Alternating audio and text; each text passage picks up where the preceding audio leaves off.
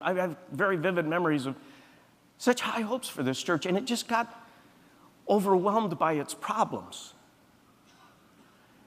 And I remember during that 30-year run or 35-year run before it disbanded and got sold, a lot of people in that church during those decades built very successful businesses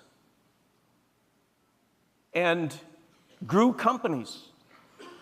And I used to sit there as a kid and I would ask this question: why do church attenders apply their leadership acumen to their Monday through Friday challenges and then come to a church on Sunday that has a lot of problems, but they don't engage in solving those problems? They just let those problems go week after week after week after week. But then they go to work and they solve problems. They sit down and they hold meetings and they try to move something ahead. But the church just stays stuck with its problems. Man, that used to bother me as a kid. I used to ask, well, why did leaders never step up in that church? Certainly there were leaders there, but they never stepped up. And I came to the conclusion that our church never developed a leadership culture. In other words, leadership was never taught, it was not valued, it was not encouraged, it wasn't challenged, it wasn't exhorted, it wasn't celebrated. It never made it to the radar screen. Now, that's a little curious to me because the Bible was taught in our church every single week. But that subject matter just never came up.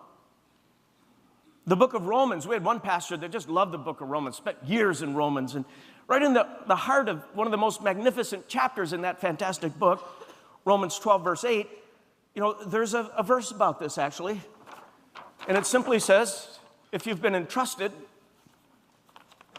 with the spiritual gift of leadership, everyone's been entrusted with spiritual gifts. If you've been entrusted with the spiritual gift of leadership, lead. My gosh, lead. Step up. Lead with all diligence, which simply means get better at leading.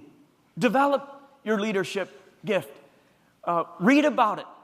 Get around people who are ahead of you and ask them how they got where they got. Go where leadership is taught.